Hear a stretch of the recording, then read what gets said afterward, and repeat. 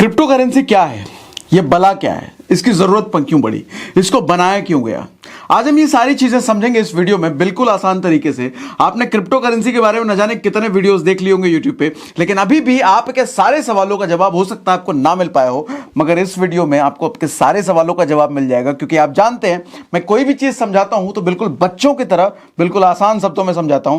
Crypto currency क्या है, इसका जन्म क्यों हुआ, बिटकॉइन क्या है, ब्लॉकचेन क्या है, इन सब चीजों के बारे में आज हम समझने वाले हैं बिल्कुल आसान शब्दों में।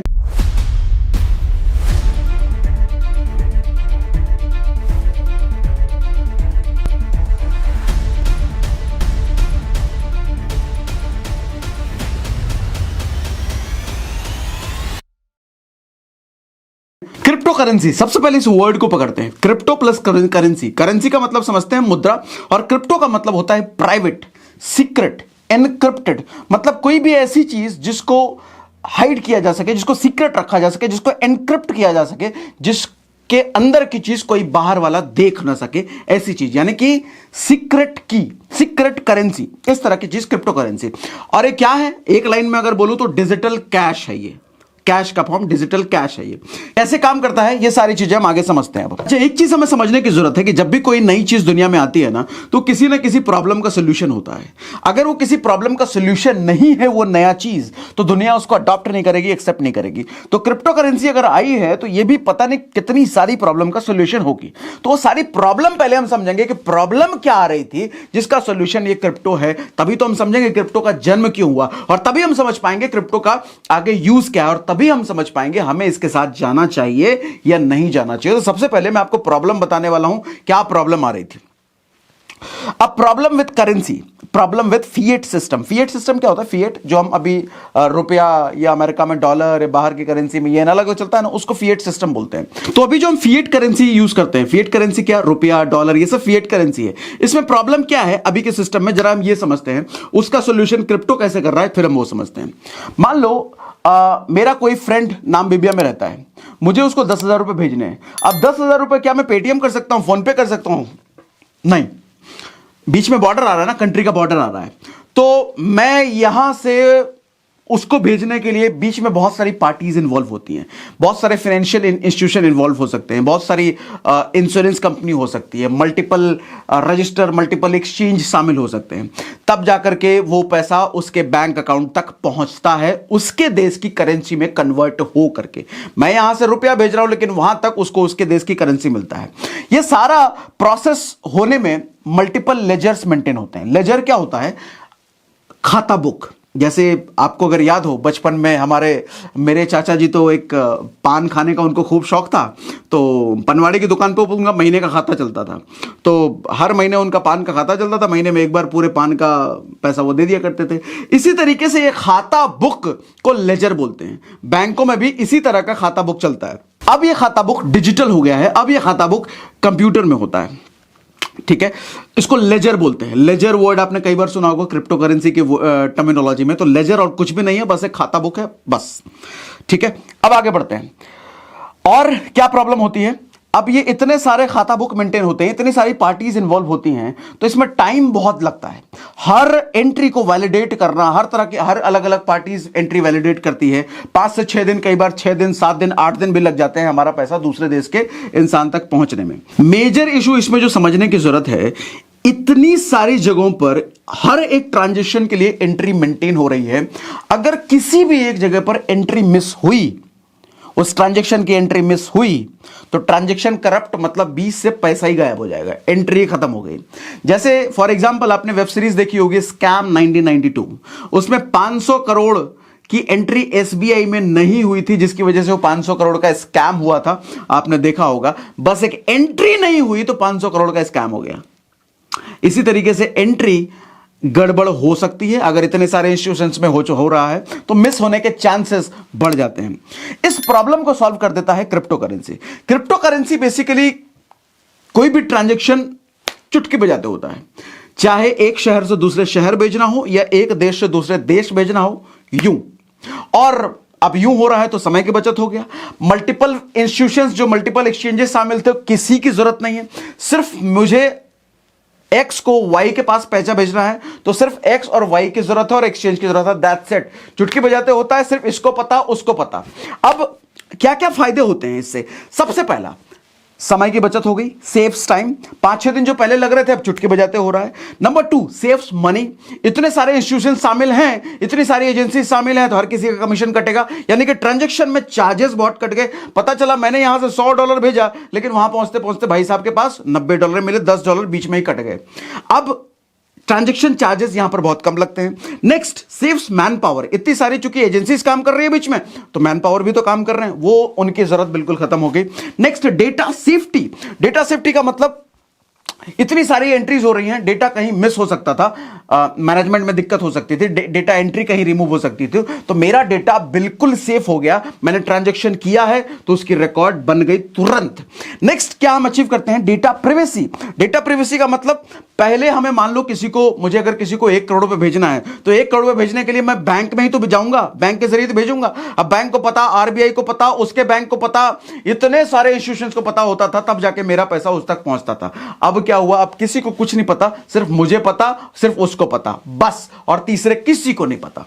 तो देखा आपने, क्रिप्टो करेंसी इतनी बड़ी प्रॉब्लम को सॉल्व करता है। अच्छा, सिर्फ यही नहीं है, नंबर 2 मैं बात करता हूं, इन्फ्लेशन की प्रॉब्लम को कैसे सॉल्व करता है क्रिप्टो करेंसी। पहले इन्फ्लेशन क्या होता है? इन्फ्लेशन होता है महंगाई दर। जैसे आप देखते हैं ना, पेट्रोल का प्राइस बढ़े जा रहा है, बढ़े जा रहा है। पहले के टाइम पे 20 रुपए 30 रुपए में मिलता था, आज 100 रुपए की प्राइस को क्रॉस कर चुका है। ये जो महंगाई दर हर साल बढ़ रहा है, इसको कंट्रोल किया जा सकता है क्रिप्टो करेंसी की वजह से। कैसे, जरा ये समझते हैं। इसको समझाने के लिए मैं थोड़ा सा आपको पीछे लेके जाऊंगा हिस्ट्री में। पहले के टाइम पे सामान के बदले सामान दिया जाता था, करेंसी तो थी नहीं, रुपया पैसा तो वो सब था नहीं, सामान के बदले सामान।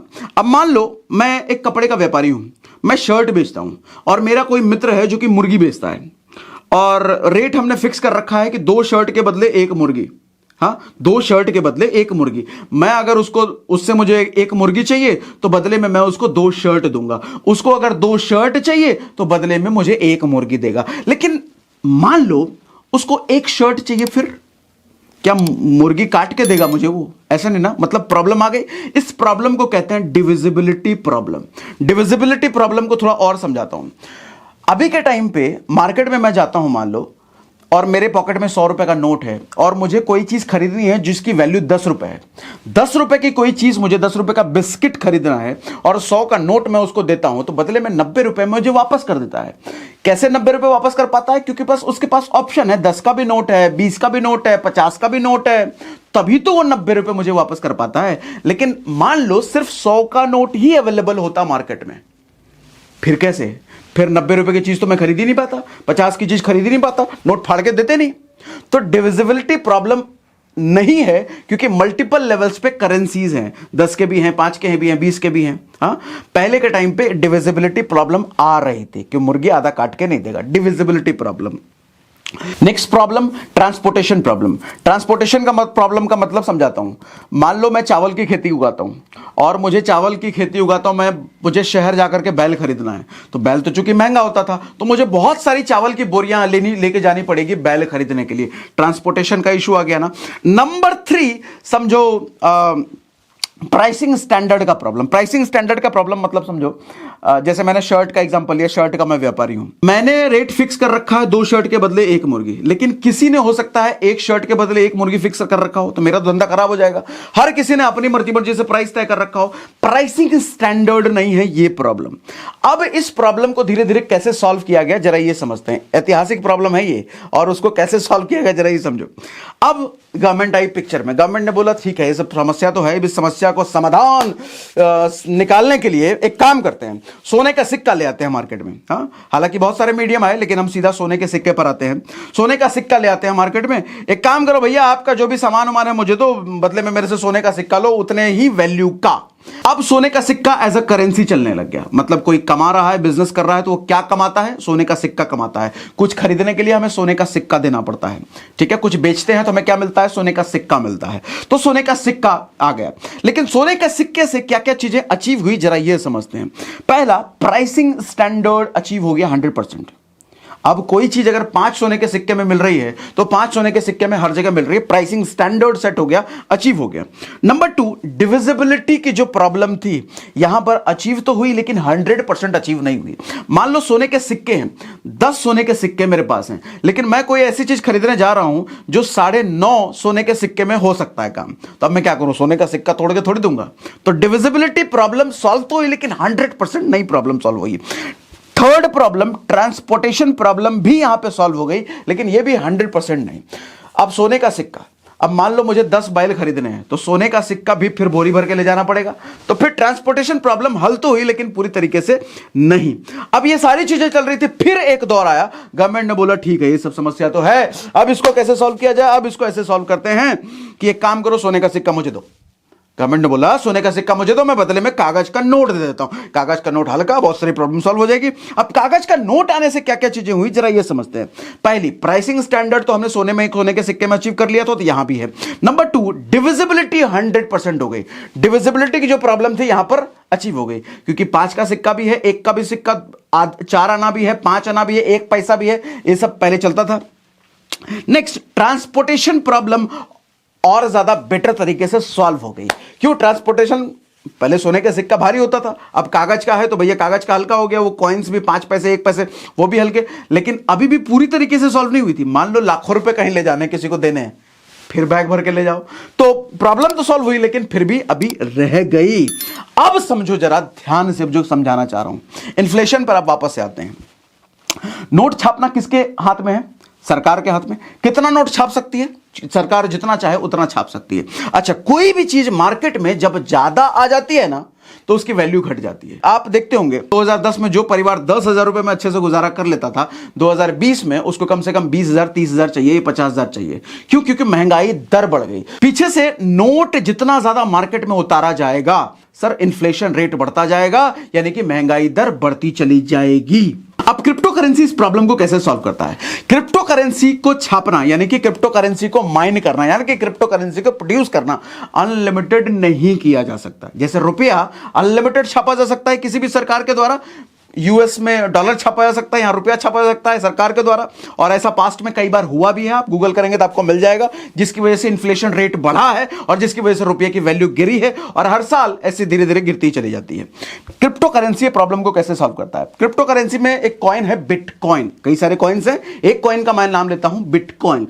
बिटकॉइन की पहले से डिसाइडेड है कि ये 21 मिलियन बिटकॉइन ही छापा जा सकता है। छापा का मतलब ठेठ भाषा में बोल रहा हूं मैं, ऐसा नहीं होता, वहां माइनिंग होता है। माइनिंग क्या होता है ये भी मैं आपको समझाऊंगा आगे एक वीडियो में, तो मैं फिलहाल समझाने के लिए बोल देता हूं 21 मिलियन बिटकॉइन छापा जा सकता है। अब 21 मिलियन से ज्यादा नहीं हो सकता, वो उसकी फिक्स है क्वांटिटी, बनाने वाले ने फिक्स कर रखा है। हर कॉइन के साथ एक क्वांटिटी फिक्स होती है बनाने के टाइम पे। अब जब लिमिटेड हो गई तो उसकी वैल्यू दिन ब दिन बढ़ेगी। समझिए एक बात, जैसे प्रॉपर्टी है, जमीन है, तो जमीन लिमिटेड है, अनलिमिटेड नहीं है, इसीलिए दिन ब दिन इसकी वैल्यू बढ़ेगी। गोल्ड लिमिटेड है, नेचर ने हमें एक लिमिटेड क्वांटिटी में गोल्ड दे रखा है, तो अब इसकी वैल्यू बढ़ेगी। लेकिन कोई ऐसी चीज जैसे रुपया मार्केट में अनलिमिटेड आया जा सकता है, आता रहता है, तो इसकी वैल्यू दिन ब दिन गिरेगी ना। तो क्रिप्टो करेंसी ने इन्फ्लेशन को कंट्रोल कर दिया ना, इन्फ्लेशन को कंट्रोल कर दिया क्रिप्टो करेंसी ने। अब तीसरे प्रॉब्लम की बात करते हैं जिसको क्रिप्टो करेंसी सॉल्व करता है, ओनरशिप ऑफ गवर्नमेंट, यानी कि centralised power versus decentralised power. क्या होता है ये जरा समझाता हूं। 8 नवंबर 2016 को मोदी जी आते हैं टीवी पर और कहते हैं 500 और 1000 का नोट अब से भैया कूड़ा हो गया, अब बंद। और हमारे हाथ में क्या है? अब हमारे पास, हमारे उसी वक्त मेरे पर्स में हो सकता है 500 का नोट है। मैं सोच रहा था इस 500 का नोट ले जाकर के भैया कोई सिनेमा उनेमा देखा जाएगा, लेकिन अब 500 की वैल्यू खत्म हो गई। 500 का नोट मेरे हाथ में रखा बेकार हो गया। हम समझ रहे तो भैया ये 500 का नोट है, इससे तो पता नहीं कितनी सारी चीजें होंगी, लेकिन हाथ में मेरे रखे बेकार हो गया। कैसे? यहां पर गवर्नमेंट की मर्जी चली, मेरी नहीं, लोगों की नहीं। गवर्नमेंट चाहे तो किसी भी करेंसी को कभी भी बेकार कर सके, क्योंकि गवर्नमेंट का मालिकाना हक है इस पर। किसी भी देश के सरकार का उस करेंसी पर उसका हक होता है। गवर्नमेंट किसी भी करेंसी को रद्द कर सकती है, कोई भी नया नोट ला सकती है, ये उनका मालिकाना हक है। अब डिसेंट्रलाइज्ड क्या होता है? इसी को सेंट्रलाइज वैसे कहते हैं। डिसेंट्रलाइज क्या होता है कि एक करेंसी पर, एक चीज पर कोई मालिक हो ही नहीं सकता। जैसे क्रिप्टो करेंसी पर किसी भी देश का मालिकाना हक नहीं हो सकता, ना कोई देश की सरकार इसकी मालिक हो सकती है, ना कोई आदमी इसका मालिक बन सकता है। तो फिर कौन चलाता है इसको, कैसे चलाता है? अब समझो, समझाता हूं। कोई भी पब्लिक और जेन्युइन क्रिप्टो करेंसी जो होती है ना, एक बार जब वो एक्सचेंज पर चली गई, जैसे बहुत सारे एक्सचेंज हैं, हम वो भी सिखाने वाला हूं आपको। कमेंट में मुझे बताते रहो, जो आपको सीखना है ना, जो आपको समझना है, जो आपको नहीं समझ आया, मुझे कमेंट में बताते चलो। इंस्टेंट वीडियो लाला करके एकदम बच्चों की तरह आसान भाषा में समझाने वाला हूं आपको।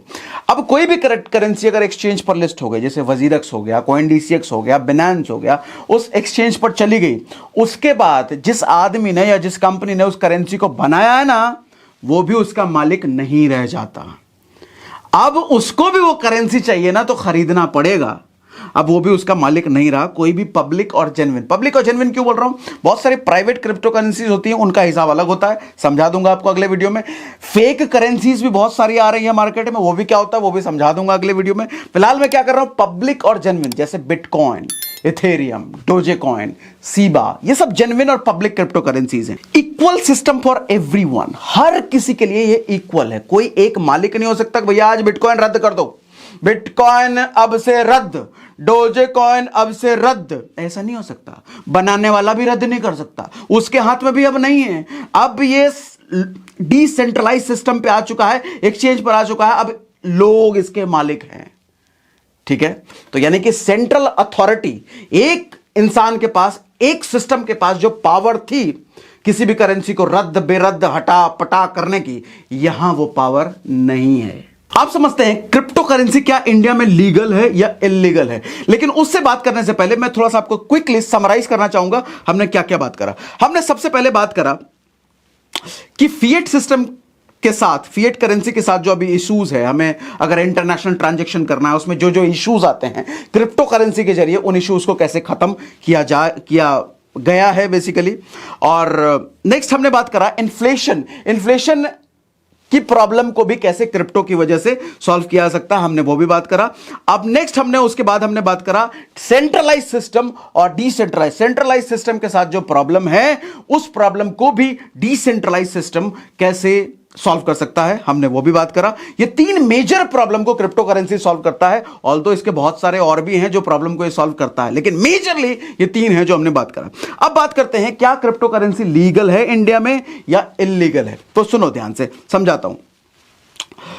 हुआ क्या था, अप्रैल 2018 में आरबीआई ने सभी बैंकिंग ट्रांजैक्शंस को बंद कर दिया था ये क्रिप्टो एक्सचेंजेस के साथ। अब क्रिप्टो करेंसी में जो फंड पड़ा है, मान लो बिनेंस है, बिनेंस में जो आपका फंड पड़ा है वो उसको आप बैंक में ले ही नहीं सकते, तो वो फिर तो कूड़ा हो गया ना, फिर किसी यूज का ही नहीं रहा आपके लिए। आरबीआई ने सारे बैंकिंग ट्रांजैक्शन पीछे कर लिए, हटा लिए।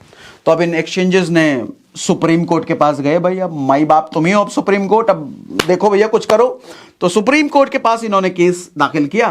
तकरीबन 2 साल लगा, 2 साल तक ये केस चला। फाइनली 4 मार्च 2020 में सुप्रीम कोर्ट ने आरबीआई को ये हुक्म दिया कि भैया अपना बैन हटाओ, और तब से क्रिप्टो करेंसी लीगल है इंडिया में। मैं फिर से बोलता हूं, क्रिप्टो करेंसी तब से लीगल है इंडिया में, सुप्रीम कोर्ट ने इसको मान्यता दी। ठीक है, ट्रेडिंग क्रिप्टो करेंसी में बिल्कुल लीगल है, लेकिन फिर भी लीगल टेंडर क्रिप्टो करेंसी नहीं है।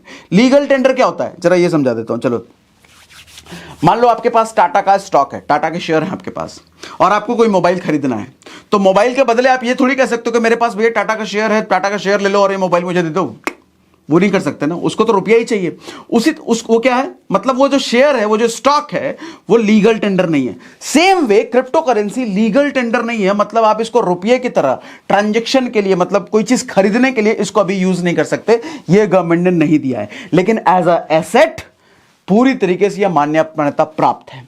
एज अ एसेट ये लीगल है। एसेट का मतलब जैसे gold is a asset, property is a asset, stocks is a asset, उसी तरीके से क्रिप्टो करेंसी इज एसेट। आप इसमें ट्रेड कर सकते हो, आप इसमें इन्वेस्ट कर सकते हो, आप उसको होल्ड कर सकते हो, बाय कर सकते हो, ये पूरी तरीके से लीगल है।